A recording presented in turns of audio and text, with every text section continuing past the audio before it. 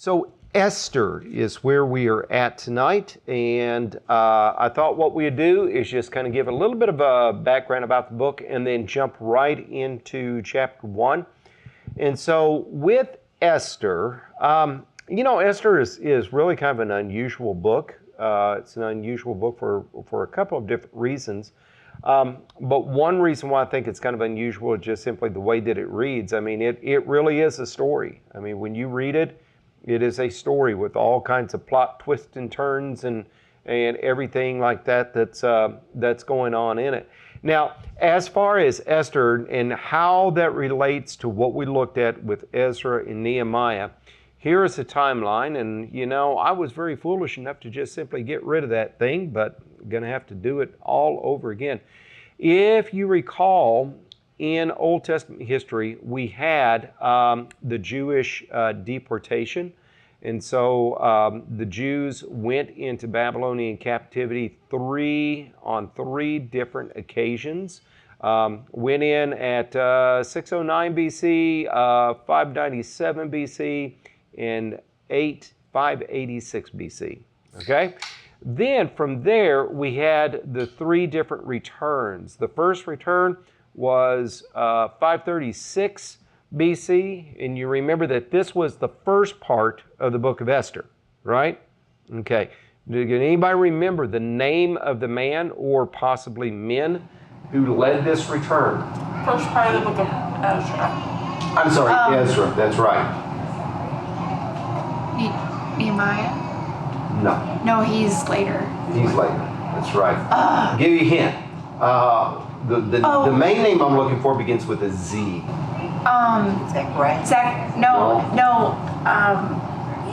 Zebulon. Wait, Closer. hold on. Zephaniah. No. Zerubbabel. I don't know. Zerubbabel. And, What's his other name? okay, Sheshbazzar, which may be two men. It may be the same man, it may be two men. That's, okay? Anyway, so we're just going to put a Z here, all right? Is Zephaniah later?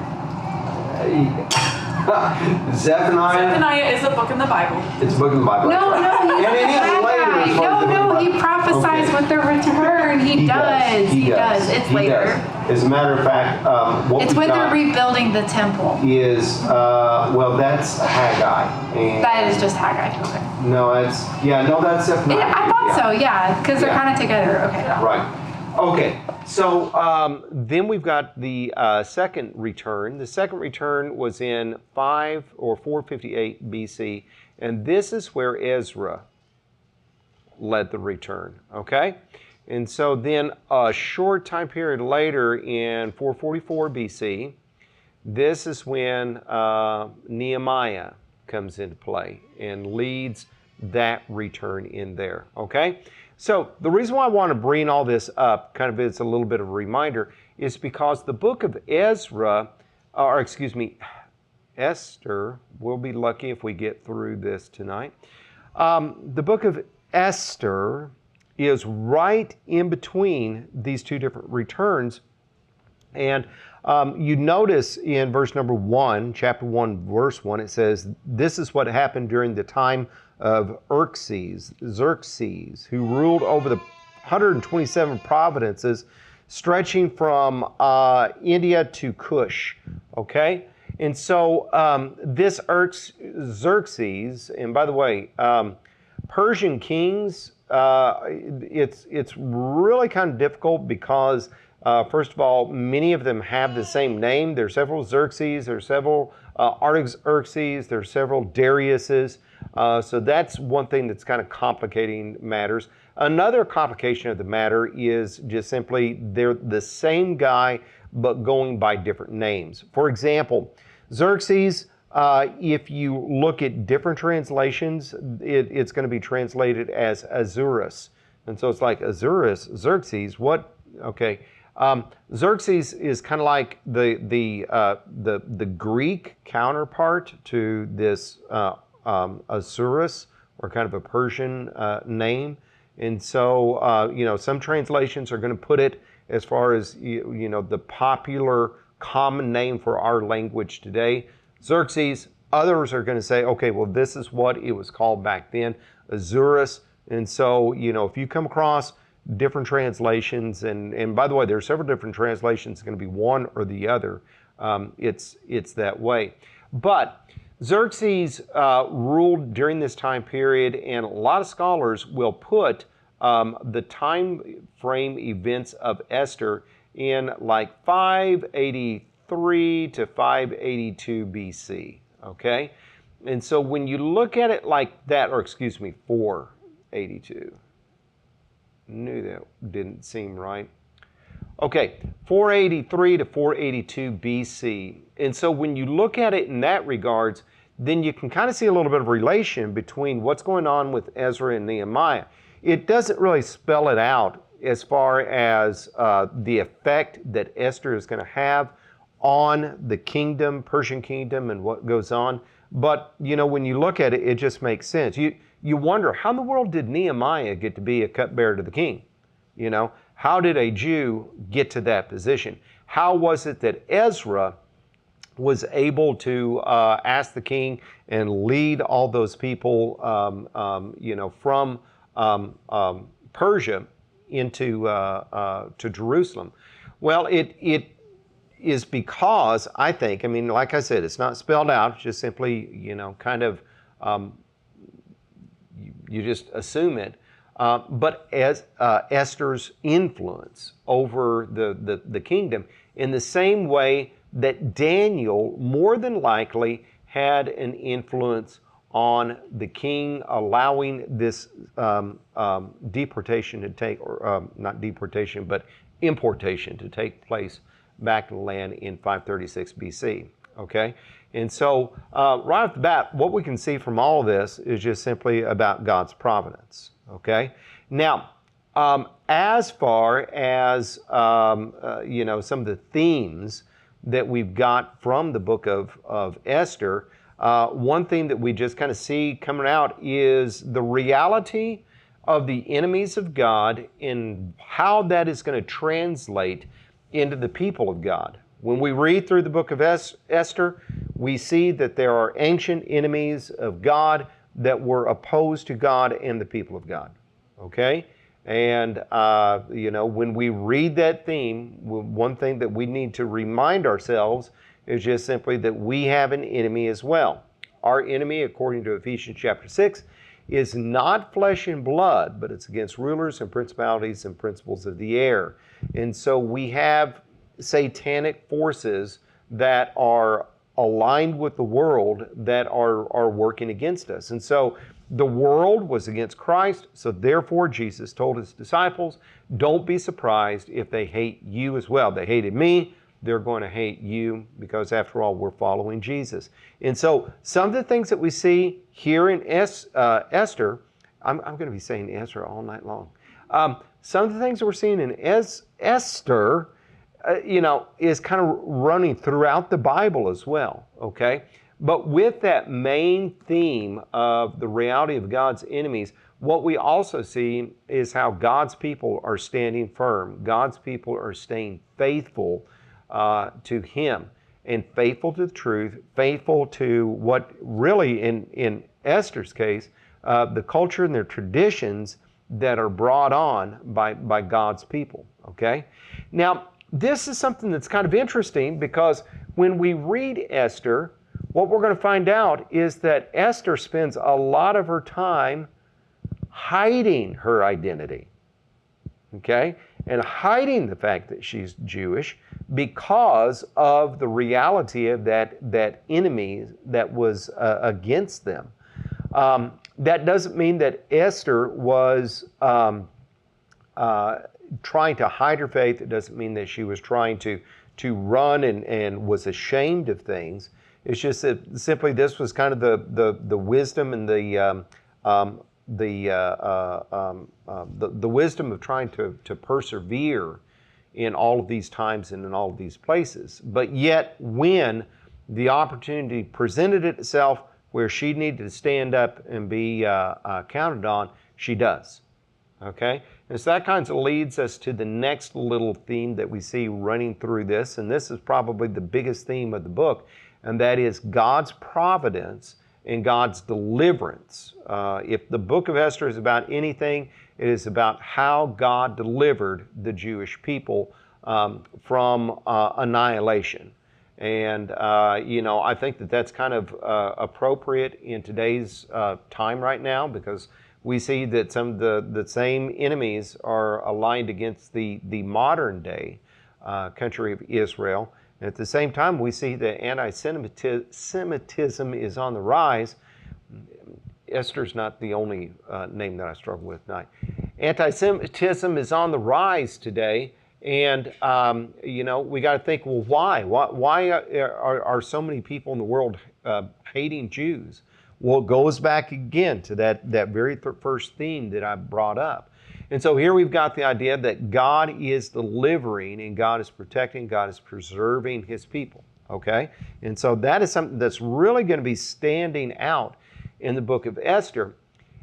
And this is something that is really kind of makes me scratch my head and go, because one little interesting fact about the book of Esther is that it is the only book in the Bible where God is not mentioned. Okay? Now just stop and think about that for a second. Here, this whole book, this whole story is screaming God delivers His people, but yet when you look for God in the book of Esther, by name He's not there. Don't you see the paradox of that? Right? Okay. But think about your own life. Does God provide and protect for you? But does He do it where He's like His name is screaming off the pages of the story of your life? Still a small voice. It's a still small voice. He works in the background. He takes care of us and provides for us in ways that we don't even sometimes see it until later on, if anything at all, right? And so, to me, this makes Esther a very practical book as well.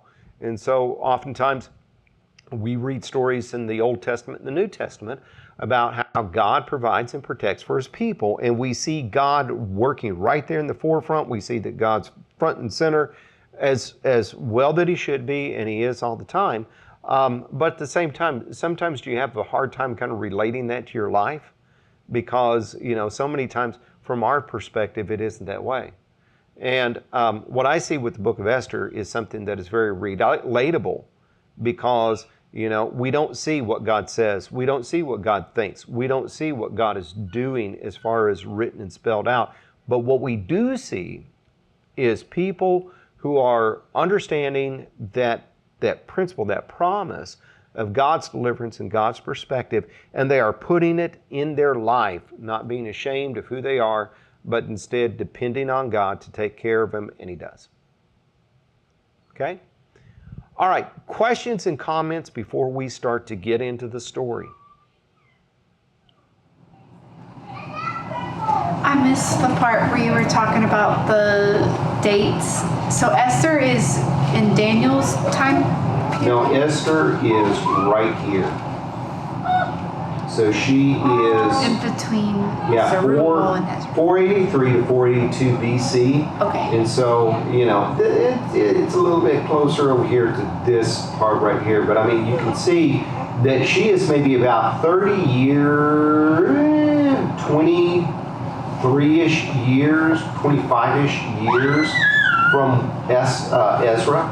Okay. And Daniel is before all that. Yeah, Daniel Yeah. is right here. As a Because he matter of fact, prophesies all Daniel that. goes in the very first Babylonian captivity. Yeah.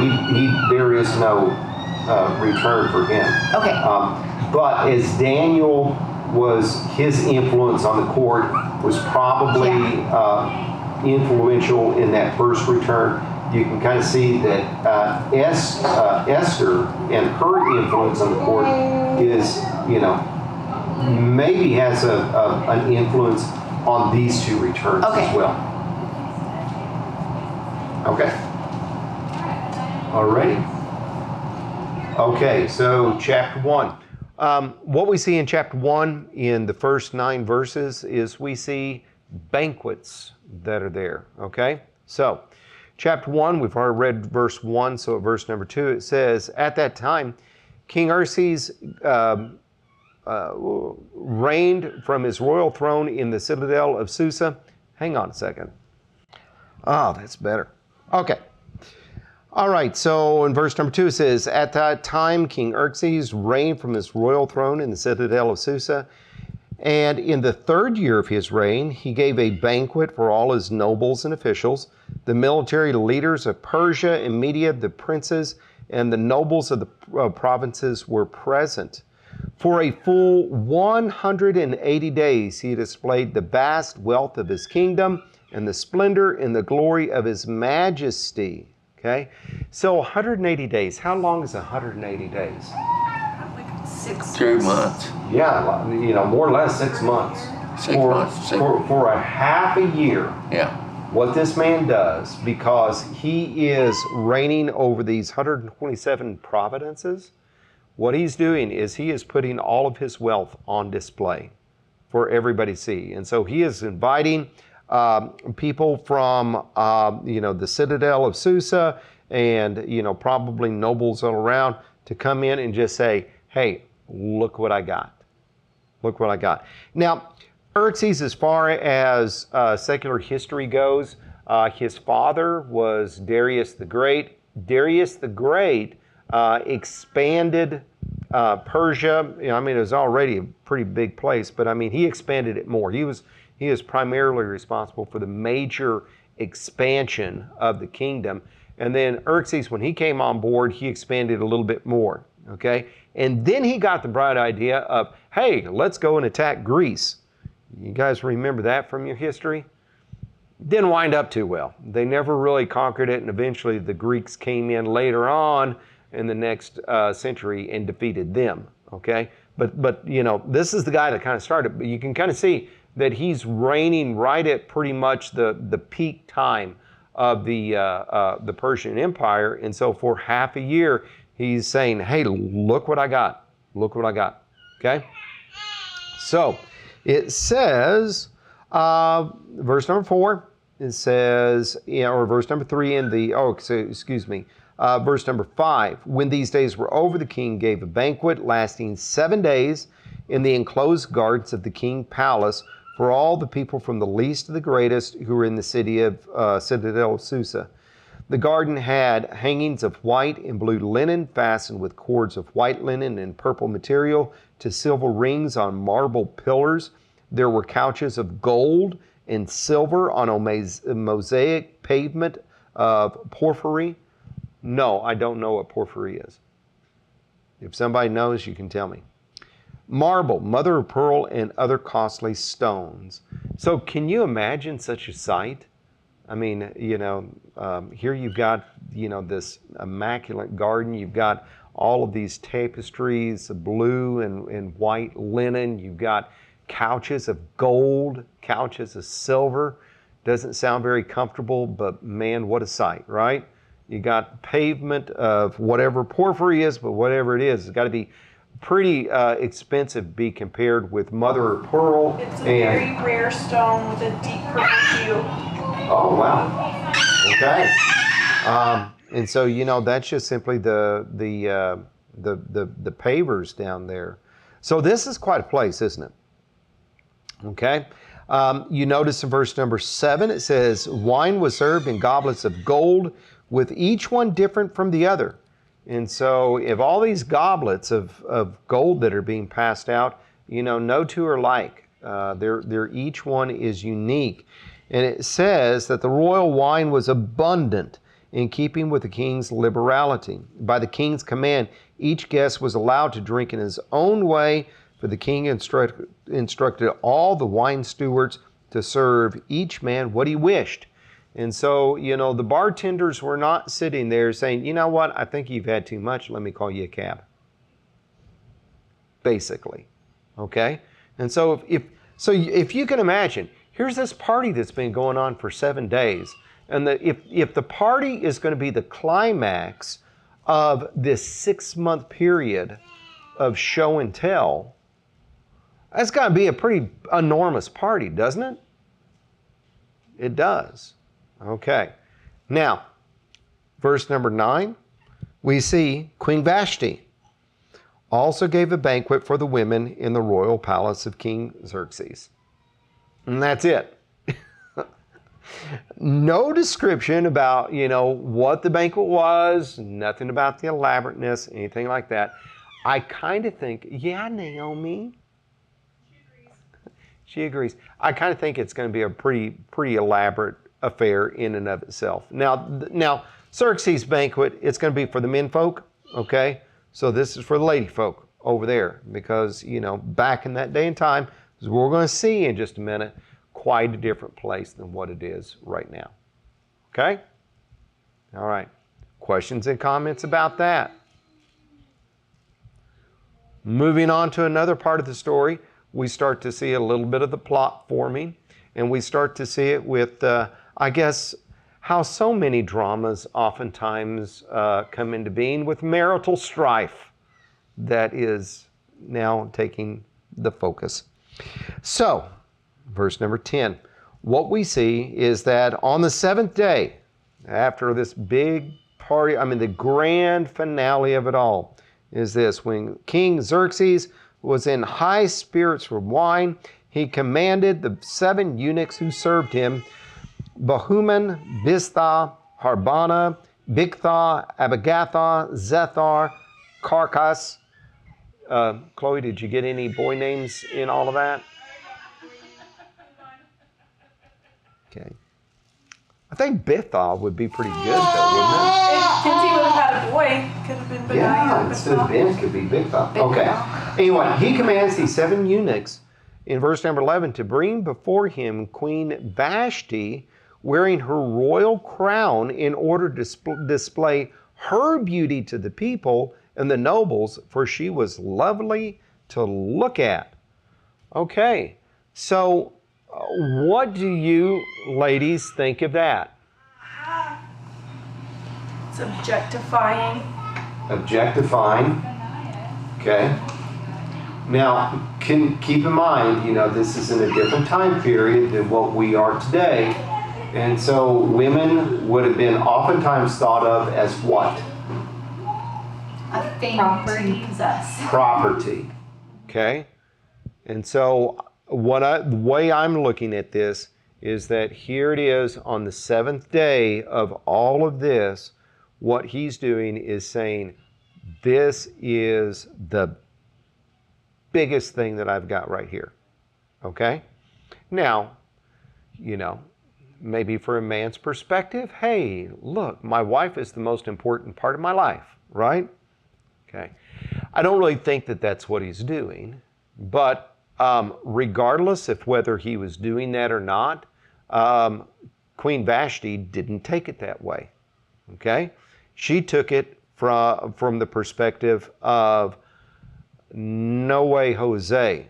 What we see is that in verse number 12, but when the attendants delivered the king's command, Queen Vashti refused to come, and the king became furious and burned with anger. Okay, can you see both sides of the coin here?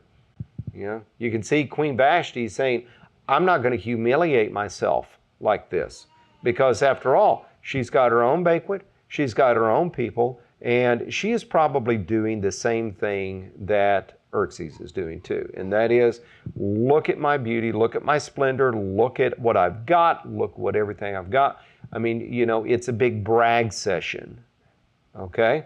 And Xerxes, he's doing the same thing. Look at what I've got, look at my wealth, look at my power, look at everything. And hey, come here, queen. Let's show you off in all of your crown and your beauty and your splendor for all these guys to look at, Okay. And obviously, too, it talks about they were drinking a lot of wine. So it may not have came across like, would you do this for me? It could have been come, like you said, hey, over here. I think it was probably that period. I don't think it was a request at all, for the eunuchs to come and deliver this command to her. He's the king, okay? But can you also see why he would be burning with rage at this point? Because now, all of a sudden, in front of all these people that he's showing off to, what is his wife doing? Saying, no, I'm not doing it. Okay? Okay, so,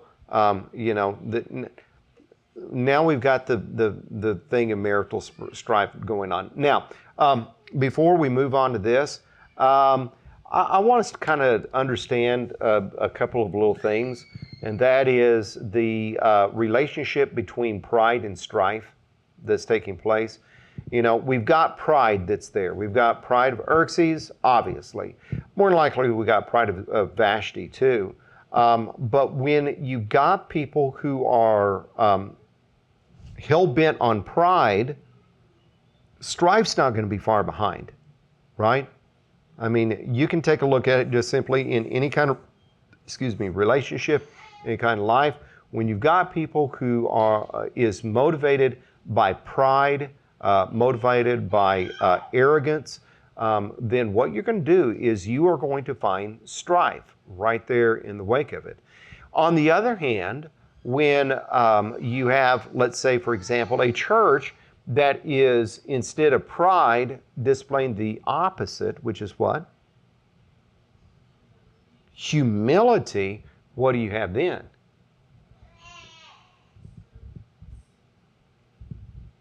Service. I'm looking for the word fellowship, right? Because when people are humble with each other, it's hard to have a fight, isn't it? The fights break out when people are prideful with one another, right? Okay, so that's what we see going on right here. Now, what we see in the rest of the chapter is kind of going to set up what is going to happen for the rest of the book. And that is, here is this quandary. King says, Queen, come. Queen says, no. So, what are we going to do at this point? So, verse number 13, what we see is the king goes and starts to ask for advice. Time to put off the party king, time to put on the ruling king. And it says, verse number 13, since it was customary for the king to consult experts in the matter of the law and justice, he spoke with wise men who understood the times and were closest to the king. Here's some other names for you to consider if you're looking for baby names. Karshena, Shethar, Admatha, Tarshish, Meres, Mersena, and Memucan, the 7 nobles of Persia and Media who had special access to the king and were highest in the kingdom. So, hey guys, what am I going to do about this situation? Verse 15, we see that he says, according to the law, what must be done to Queen Vashti? He asked. She has not obeyed the command of King Xerxes that the eunuchs have taken to her. So, this isn't just simply a husband wants a wife to do something, the wife's refusing it, and there is a marital problem. There's now a bigger situation, and that is, he's the king. Nobody refuses the king. Nobody disobeys the king, do they? And for somebody who is close to the king to disobey the king, there's a problem. It's not just simply a problem between a marriage. It is a problem that is now going to be within the country. And remember, this is something that is at the height of the Persian Empire. This is right where he is saying, look at me, look at how great, mighty, and powerful I am, but yet his own wife isn't even doing what he wants. So you see how one controversy is now going to become a national controversy as well. And so this is what the advice was, the situation is. Verse 16, it says, Then Memucan replied in the presence of the king and the nobles, Queen Vashti has done wrong, not only against the king, but also against the nobles and the people of all the province of King Xerxes. For the king's conduct will become known to all the women, and so they will despise their husbands and say, King Xerxes commanded Queen Vashti to be brought before him, but she would not come. This very day, the Persian and Median women of the nobility who have heard about the queen's conduct will respond to all the king's nobles in the same way, and there will be no end to the disrespect and discord. Do you think that may be taken a little bit too far? Probably There's so. a thread of truth in it. But there is a thread of truth in it. You know, I would be more concerned with just simply the idea of, you know, the king gave a command and people have got to obey the king's command. Okay? Rather than, oh, you're setting the stage for all the women of all the nobles that they can disobey their husbands too. And, you know, these may... Who knows what the you know, the marital situation was of these men? And maybe you can, but it could be that he's just like, man, I can't give my wife any more leash. She's a fireball as it is, and I don't need to give her any more fuel.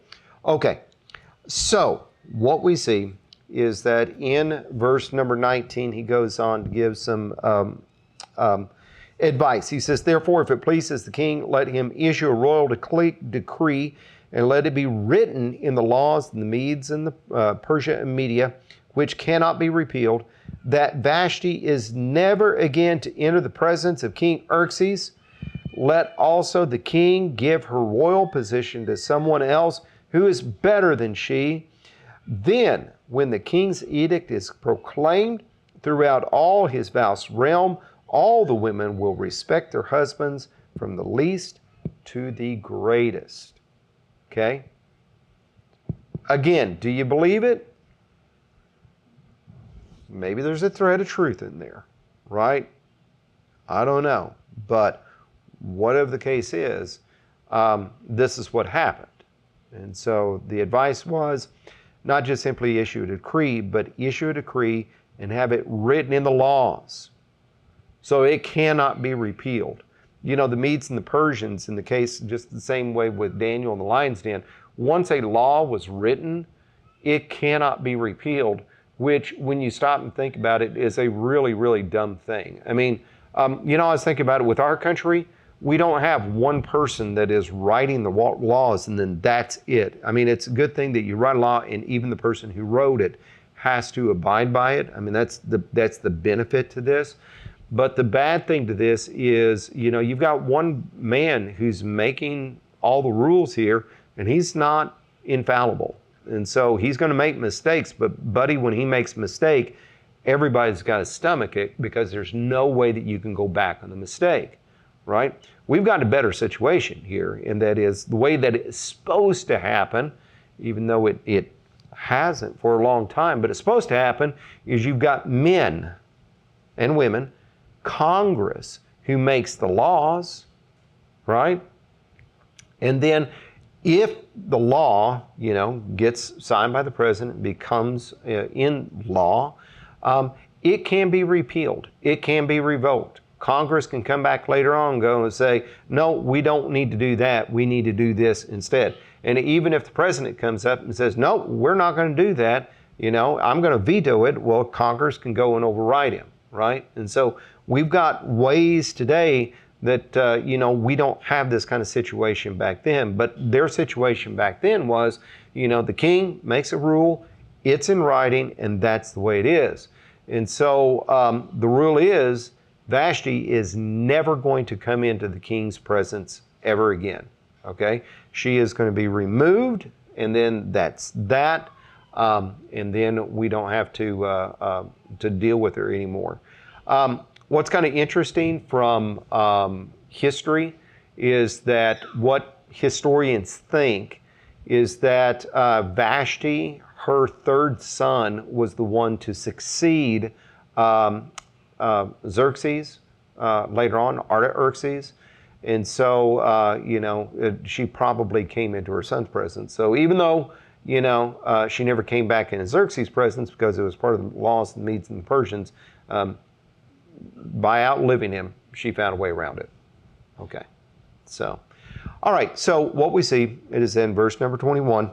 It says, the king and his nobles were pleased with this advice, so the king did as Memucan proposed. He sent dispatches to all parts of the kingdom, to each province in its own script, and to each people in its own language, proclaiming in each people's tongue that every man should be the ruler over his own household. Okay? All right. End of chapter 1. Questions and comments about that?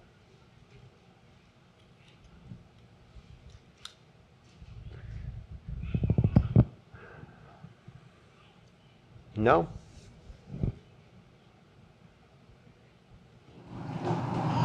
A lot of history, a lot of background before we get to Esther. Which we need that, I guess, for her to walk into the story. I think it's kind of important to just kind of understand, you know, just any book in the Bible, the more context that you have about the book, the more that you can understand and relate to it. Because remember, when God inspired this book to be written, people knew all these things. We don't know these things. So it's kind of job of Bible interpretation is to put yourself back into the place of the people that first received the inspired writings. And if we can do that, we can understand it better. Okay. Well, we'll call it quits right there, and let's pray.